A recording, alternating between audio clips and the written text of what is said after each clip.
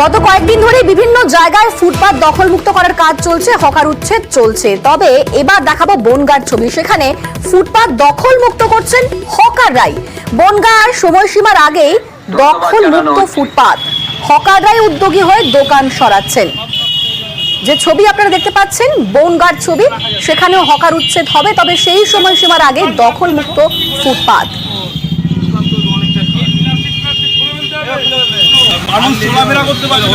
হকাররাই উদ্যোগী হয়ে দোকান সরাচ্ছেন। হকারদের ভূমিকায় রীতিমতো প্রশংসায় পুরসভা। মুক্ত করবার জন্য যে প্রচার অভিযান ইতিমধ্যে করা হয়েছিল, সেই মোতাবেক রেলবাজার এবং যশোর রোডের ব্যবসায়ী বৃন্দ ইতিমধ্যে তাদের কাজ শুরু করায় রেলবাজার ব্যবসায়ী এবং যশোর রোড ব্যবসায়ী সমিতিকে ধন্যবাদ জানানো হচ্ছে। আমাদের সঙ্গে রয়েছেন প্রতিনিধি অনিরুদ্ধ। অনিরুদ্ধ, ঠিক কিরকম অবস্থা সেখানকার, কিরকম ছবি? দেখো অনিন্দিতা, তোমাকে জানিয়ে রাখি যে মুখ্যমন্ত্রী সাম্প্রতিক যে নির্দেশ দিয়েছে, সেই নির্দেশের পরেই সমস্ত পৌরসভাই নড়েচড়ে বসেছে। রাজ্যের বিভিন্ন প্রান্তে পৌরসভা নড়েচড়ে বসলেও বনগাঁ পৌরসভার পক্ষ থেকে এই মুখ্যমন্ত্রীর নির্দেশকে রীতিমতন 48 ঘন্টা সময়সীমা দিয়ে বনগাঁ শহরে প্রচার চালিয়েছিল পৌরসভার পক্ষ থেকে। তারপরেই উদ্যোগী হয়েছে হকাররা বলা যেতে পারে, এবং বনগাঁ রেলবাজার ব্যবসায়ী সমিতি, বনগাঁ যশোর রোড ব্যবসায়ী সমিতি, তারা নিজেরা উদ্যোগী হয়ে এখানকার যে দোকানগুলো ফুটপাতের উপরে ছিল তারা নিজেরাই সরিয়ে নিয়েছে।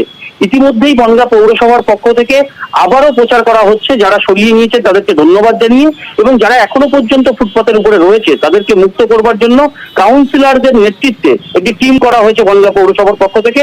তারা রীতিমতন দোকানে দোকানে গিয়ে সাধারণ ব্যবসায়ীদেরকে অনুরোধ করছেন যে ফুটপাতকে অবিলম্বে দখল মুক্ত করতে হবে, কোন রকম জবরদখল করে রাখা যাবে না ফুটপাতকে। মুখ্যমন্ত্রীর নির্দেশকে মাথায় রেখেই বনগাঁ পৌরসভার পক্ষ থেকে রাজ্যে যেখানে বিভিন্ন প্রান্তে দেখা যাচ্ছে বুলডোজার চালাতে হচ্ছে ফুটপাতের ব্যবসায়ীদের সরানোর জন্য, সেখানে বনগাঁ পৌরসভার এহেন উদ্যোগকে সাধুবাদ জানিয়েছেন ব্যবসায়ীরা। ইতিমধ্যে বনগাঁ পৌরসভার পৌরপিতা গোপাল শেঠ জানিয়েছেন যে মুখ্যমন্ত্রীর নির্দেশকে পাথেয় করে আগামী 1 সপ্তাহের মধ্যে এই ফুটপাতের উপরে যে দখলদারি রয়েছে সেগুলো তারা মুক্ত করতে পারবে বলে জানিয়েছেন। অন্যরকম ছবি বনগাঁয়, সেখানে সময়সীমার আগেই দখলমুক্ত যেহেতু ফুটপাত, হকাররাই উদ্যোগী হয়ে সরাচ্ছে সেখানকার দোকান, যে কারণে প্রশংসা করছে পুরসভাও। সেখানকার দোকানের যারা মালিক তারা কি বলছেন, তাদের বক্তব্য শোনাই একবার। এখন মানুষ যদি অনুরোধ করলে শোনে, তাহলে তো বুলডোজার চালানোর কোনো মানে হয় না। সময় দিয়েছে, আমরা যেটুকু কেটে নিতে বলেছে আমরা সেটুকু কেটে নিয়ে ফুটপাত খালি করে দেওয়া হবে। আমাদের কোনো আপত্তি নেই, আমরাও ব্যবসা করি, পৌরসভা তাদের কাজ করি। আর মিউনিসিপ্যালিটির চেয়ারম্যান তিনি কি বলছেন শুনুন। আমরা কৃতজ্ঞ বনগাঁ ব্যবসাদার সমিতির সঙ্গে যৌথ মিটিংয়ের ফল হিসেবে আজকে যে সমস্ত ব্যবসাদাররা নিজেরাই মমতা বন্দ্যোপাধ্যায় যেটা বলেন সেটা সঠিক, এবং পৌরসভার মধ্যে কোনো অ্যাক্সিডেন্টজনিত ঘটনা না ঘটে এবং বনগাঁকে সুন্দর দেখায়, সেটাকে তারা অনুধাবন করতে পেরেছে আমাদের অনুরোধের পরে। আমরা সেই সমাধানের রাস্তা সব ঐক্যমত্য হয়েই কাজগুলো করছি। গড়িয়াহাটে পার্কিং চক্রের রমরমা, জাল স্লিপ দিয়ে টাকা আদায়। বেআইনি কারবার চালাতে টাকা দিতে হয় ক্ষমতাশালীদের, পেছনে শাসক নেতাদের মদত রয়েছে বলে অভিযোগ। এরকম অবৈধ পার্কিং তোলাবাজিতে ক্ষুব্ধ মুখ্যমন্ত্রী, আর তারপরেও চলছে বেআইনি কারবার। নিউজ 18 বাংলার এক্সক্লুসিভ। কেউ কেউ টাকা খেয়ে ইল্লিগাল পার্কিং দিয়ে দিচ্ছে। গড়িয়াহাট মোড় দিনভর ব্যস্ততা। দেখুন এখানে কিভাবে রমরমিয়ে চলছে বেআইনি পার্কিং এর কারবার। গড়িয়াহাট মোড়ের একদিকে বালিগঞ্জ ফাঁড়ি, আরেকদিকে গোলপার্ক, উপর দিয়ে গিয়েছে ফ্লাইওভার, এর নিচেই পর পর দাঁড়িয়ে বাইক, স্কুটার, 4 চাকার গাড়ি। এর মধ্যে বেশিরভাগই বেআইনি পার্কিং। গড়িয়াহাট থানা থেকে কয়েক পা এগোলে উড়ালপুলের নিচে একটা অংশ জুড়ে পুলিশ কর্মীদের গাড়ি রাখার জায়গা। গড়িয়াহাট মোড়ের দিকে একটু এগিয়ে যেতেই পুরসভার পার্কোম্যাট। কলকাতা পুরসভার তরফে একটি সংস্থাকে লাইসেন্স দেওয়া হয়েছে যারা এই পার্কোম্যাট চালায়।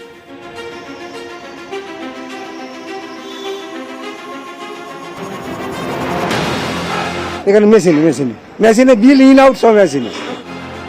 কিন্তু পুলিশ কর্মীদের গাড়ি রাখার জায়গা এবং পার্কোম্যাটের মাঝে পর পর পার্কিং। খোঁজ নিয়ে জানা গেল এসব পার্কিংই বেআইনি। এখানে স্লিপ দেওয়া হয়, ছাপানো স্লিপ, কিন্তু তাতে পুরসভার কোনো স্ট্যাম্প নেই। শুধু লেখা আছে কত টাকা নেওয়া হচ্ছে সেটা। অভিযোগ, যার কাছে যেমন পারা যায় সেভাবে পার্কিং ফি নেওয়া হয়। 2 চাকার জন্য ঘন্টায় 10 থেকে 15 টাকা, 4 চাকার জন্য ঘন্টায় 20 থেকে 30 টাকা। বেশিরভাগ সময় স্লিপও দেওয়া হয় না। স্লিপ দেয় আপনাকে? না পুরসভার মেশিন থেকে বার করা না না না না না না কেউ দেয় না। যা রেট 10 টাকায় ঘন্টা আর বাইক 5 টাকা ঘন্টা। গড়িয়াহাট মোড় থেকে ধরুন এগোচ্ছেন গোল পার্কের দিকে, সেখানেও ব্রিজের নিচে অবৈধ পার্কিং, নেই বৈধ লাইসেন্স, নেই মেশিনের স্লিপ। আমি স্যার পার্কিং বালা না এখানে, আমাকে বললো দেখতে, আমাকে আমি জিজ্ঞেস করলাম ওনাকে যে কত করে বলবো, উনি বললো যে বলবে 20 টাকা ঘন্টা। এবার পার্কিং আপনি ওখানে ভিডিও করছিলেন বলে পার্কিং বালা দেখে ভয়তে পালিয়ে গেছে। এই টাকাটা নিয়ে কাকে দিচ্ছ তুমি টাকাগুলো? তুমি বলছো আমি তোমার কাজ করছি, আমি তোমাকে দিয়ে দিচ্ছি। কাকে দিচ্ছ? সে কার হয়ে কাজ করছো তুমি? যার ডিউটি কাজে তার করি। কে ডিউটি করে এখানে? কারা ডিউটি করে? অনেক কাজ। কারা? অনেকে কারা? অনেক কাজ, এবারে আমি কি করে বলবো। ভুলভাল স্লিপ, সেই স্লিপ কেটেই রমরমিয়ে চলছে বেআইনি পার্কিং এর কারবার। আমি পুরসভার তরফে অথরাইজ। কত করে নেন এখানে? 10 টাকা। এই স্লিপগুলো যে দেওয়া হয় বিভিন্ন পার্কিংয়ে, গড়িয়াহাটে মোড়ে স্লিপগুলো দিচ্ছে, এগুলো কি বৈধ না অবৈধ? এগুলো অবৈধ। সারি সারি গাড়ি, প্রতি ঘন্টায় টাকা। রোজ কত টাকা ওঠে?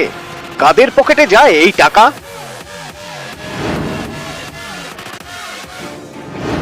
প্রভুদের খুশি করতে পারলেই আর কোনো চাপ নেই। পুরসভার পদাধিকারী, নেতার চেলা এবং পুলিশ। প্রভুদের পকেটে মাসে মাসে টাকা ঢুকে যায়। দৈনিক প্রায় 10,000 টাকা দিতে হয় এই সব ক্ষমতাশালীদের। তাহলেই কলার তুলে চালানো যায় বেআইনি পার্কিং এর অবৈধ কারবার। গড়িয়াহাটে হাতে গোনা কয়েকটি জায়গায় বৈধ পার্কিং এর ব্যবস্থা রয়েছে, সেখানে কর্মীদের গলায় চলে আই কার্ড। মেশিন থেকেই দেওয়া হয় বিল, কিন্তু বেশিরভাগ জায়গাতেই এসবের বালাই নেই। থাকবেই বা কি করে? সবই তো বেআইনি। এই যে সিস্টেমটা, এটা তো আজকে না, বহুদিন আমি যখন তখন সিপিএম আমলেই। গত 24শে ফেব্রুয়ারি এই বেআইনি পার্কিং নিয়ে ট্রাফিক পুলিশের ডেপুটি কমিশনারকে অভিযোগ জানায় কলকাতা পুরসভা। তারপরেও যে কেস সেই। গড়িয়াহাট থানার নাকের ডগাতেই আজও রমরমিয়ে চলছে বেআইনি পার্কিং। অত শিল্প আমার নেই, আমি করে দেবো। নেই? কালকে স্লিপটা আমাকে দেননি? এই স্লিপটা আপনি দিয়েছেন কি দেননি কালকে? বেআইনি পার্কিং বন্ধ করতে পারলে পার্কিং এর মোটা টাকা প্রতিদিন সরকারের ঘরে ঢুকতো, কিন্তু তার হচ্ছে কই? প্রভাবশালীরা টাকা খাচ্ছেন আর বেআইনি পার্কিংও চলেই যাচ্ছে। কলকাতা পুরসভা এবং কলকাতা পুরসভার থেকে বরাদপ্রাপ্ত এজেন্সি ছাড়াও কলকাতা শহরের বুকে বিভিন্ন জায়গাতে অবৈধভাবে পার্কিং চলছে। এই ধরনের বিভিন্ন স্লিপ তারা ছাপিয়ে একের পর এক স্লিপ তারা দিচ্ছেন বিভিন্ন জনকে পার্কিং করার জন্য, এবং এইভাবেই তারা অবৈধভাবে এখানে পার্কিংয়ের ব্যবসা চালিয়ে যাচ্ছে। ক্যামেরা কাঞ্চনের সঙ্গে অমিত, নিউজ 18 বাংলা, কলকাতা। কলকাতা শহরে দ্রুত পার্কিং সমস্যা মেটাতে উদ্যোগী মেয়র। কলকাতায় আর কোনো বেআইনি পার্কিং থাকবে না। পার্কিং করলে পিওএস মেশিনে পার্কিং এর টাকা। কোথায় ফ্রি পার্কিং আর কোথায় ফ্রি পার্কিং তারও বোর্ড লাগানো থাকবে বলে আশ্বাস মেয়রের। মুখ্যমন্ত্রী যেটা বলেছেন multiple car parking, multi level car parking, সেগুলোর জন্য কয়েকটা জায়গা আমরা খুঁজছি।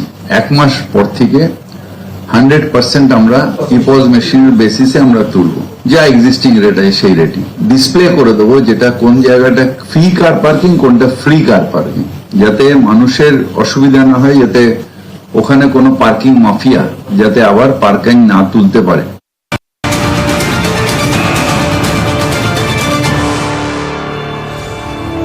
বিটি রোডে শুট আউটে গ্রেফতার 2। 15 জুন পানিহাটির ব্যবসায়ীকে লক্ষ্য করে গুলি। বিটি রোডে প্রকাশ্যে ব্যবসায়ী অজয় মণ্ডলের গাড়ি লক্ষ্য করে গুলি চালায় দুষ্কৃতীরা, আর তাতে অল্পের জন্য প্রাণে বাঁচেন তিনি। সেই ঘটনাতেই গ্রেফতার করা হলো দুজনকে। বিহারের সমস্তিপুর থেকে ধৃত 2 দুষ্কৃতী। আমাদের সঙ্গে রয়েছেন প্রতিনিধি অরুণ, কিভাবে তাদের খোঁজ পাওয়া গেল, কিভাবে গ্রেফতার করা হলো, কি জানতে পারছে? দেখো, অজয় মণ্ডলকে যখন গুলি চালানো করা হয়েছিল, সেই গুলি চালানোর ঘটনার পর তারপর অজয় মন্ডলকে যে ফোনে আবার হুমকি দেওয়া হয়েছিল, এরপর থেকে কিন্তু তারা এখান থেকে কোথা থেকে ফোন আসছিল পুলিশ ট্র্যাক করে জানতে পারে সেটা বিহারের সমস্তিপুর থেকে একটা জায়গা আছে, সেখানে তারা ফোন করেছিল, সেটা এখানেও গা ঢাকা দিয়েছিল। এরপর পুলিশ সেখানে যায় এবং সেখান থেকে কিন্তু দুজনকে ট্রানজিট রিমান্ডে ব্যারাকপুরে নিয়ে আসা হয়েছে। আজকে তাদের ব্যারাকপুর আদালতে তোলা হবে। এই দুজনের সঙ্গে আরো কে কে জড়িত আছে তা কিন্তু খতিয়ে দেখতে পুলিশ এবং ব্যারাকপুর কমিশনারেটের পুলিশ কিন্তু তাদের আজকে ব্যারাকপুর আদালতে তুলবে। এই ঘটনায় যারা গুলি চালনা করেছিল, যারা গুলি চালিয়েছিল, এর সঙ্গে তারা অনেকেই ছিল, কিন্তু এই দুজনকে জিজ্ঞাসাবাদ করে বাকিদের খোঁজে তল্লাশি চালাবে পুলিশ। বেশ, ধন্যবাদ অরুণ। আর এবার বাঁকুড়ার দিকে নজর রাখবো। বিদ্যুৎ বিভ্রাটে বাঁকুড়ায় উত্তেজনা। বাঁকুড়ার রাধানগর বিদ্যুৎ অফিসে রীতিমতো ভাঙচুরের ঘটনা। বিদ্যুৎ অফিসের কম্পিউটার, চেয়ার, টেবিলে ভাঙচুর। কিছুদিন ধরে এলাকায় বিদ্যুৎ বিভ্রাটের অভিযোগ উঠছে এবং বিদ্যুৎ দফতরের কর্মীদের সঙ্গে বচসা। আমাদের সঙ্গে রয়েছেন প্রতিনিধি দেবব্রত। দেবব্রত, কতদিন থেকে চলছে এই বিদ্যুৎ বিভ্রাট? কি কি অভিযোগ উঠে আসছে আর কি ঘটনা এখন এই মুহূর্তে, কি পরিস্থিতি?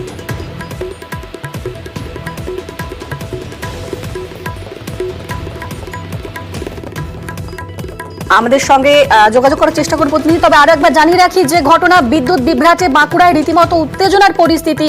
বাঁকুড়ার রাধানগরে বিদ্যুৎ অফিসে ভাঙচুর। আমাদের সঙ্গে রয়েছেন প্রতিনিধি দেবব্রত। একেবারেই দেখো, এলাকার মানুষ যেমনটা অভিযোগ করছে, এলাকায় বেশ কিছুদিন ধরেই বিদ্যুৎ বিভ্রাট চলছিল। অল্প মেঘ করলে, বৃষ্টি হলেই এলাকায় বিদ্যুৎ চলে যায়। একেতেই তীব্র গরম, তার উপর বিদ্যুৎ চলে গেলে অতিষ্ঠ হয়ে পড়ছিল এলাকার মানুষজন। যে কারণেই এলাকার কিছু যুবক একজোট হয়ে এদিন রাধানগর অর্থাৎ বিষ্ণুপুর থানার যে রাধানগর বিদ্যুৎ অফিসের একটি শাখা অফিস রয়েছে সেখানে যায়। সেখানে গিয়ে প্রথমে বিদ্যুৎ দপ্তরের যে সমস্ত কর্মীরা রয়েছে তাদের সঙ্গে বচসায় জড়িয়ে পড়ে। তারপর চরমে গিয়ে পৌঁছায় সেই বচসা। ভাঙচুর শুরু করে বিদ্যুৎ দপ্তরের বিভিন্ন জিনিসপত্র, চেয়ার টেবিল থেকে শুরু করে কম্পিউটার, সমস্ত কিছু ভাঙচুর করা হয়। বিদ্যুৎ দপ্তরের কর্মীদেরও হেনস্থা করার অভিযোগ উঠছে। ঘটনার খবর পেয়ে তড়িঘড়ি ঘটনাস্থলে যায় বিষ্ণুপুর থানার পুলিশ। ঘটনাস্থল থেকেই 10 জনকে গ্রেপ্তার করে বিষ্ণুপুর থানার পুলিশ। যদিও এখন পরিস্থিতি একেবারেই নিয়ন্ত্রণে, কারণ অভিযুক্তদের গ্রেপ্তার করা হয়েছে। গ্রেপ্তার করে তাদের বিষ্ণুপুর মহকুমা আদালতে তোলা হয়েছে। বেশ, নিরাপত্তারক্ষী, অফিস নিরাপত্তারক্ষী কি বলছেন শোনাবো। আচমকা আমরা চালিয়ে যাই। আমি অনেক আটকানোর চেষ্টা করি, আমার টেবিল চেয়ার ভাঙচুর করে, আমার মোবাইল ছুঁড়ে ফেলে দিয়ে, আমাকে ঠেলে ফেলে দিয়ে অফিসে গিয়ে ভাঙচুর করে। আতঙ্ক তো থাকবেই স্যার, এরকমটা হবে বলে তো এদের দিকে ভাবি না, তাহলে তো আতঙ্ক হবেই। যে সময় ঘটনা ঘটে সেই সময় কাস্টমার, তাদের কি বক্তব্য শোনাবো। আমি স্যার বিল দিতে এসেছিলাম, দেখছিলাম অফিসে 30-40 জন লোক এসেছিল, যে অফিসে ভাঙচুর চলছিল। এখানে একটা বাস দিয়ে এগুলা সব ভাঙাভাঙি করছিল আর করছিল। ইলেকট্রিক অফিস ঢাকলাঘাগলি চলছে, এখানে এইটা ভাঙছে, ওটা ঢুকছে। লাইনের একটু প্রবলেম ছিল, ওই জন্য হচ্ছিল না। এত বড় ঘটনা ঘটনা এমনি টুকটাক লাইন গেছে, অফিসে আইছে, বলেছে, ঝামেলা করেছে, চলে গেছে। কিন্তু এরকম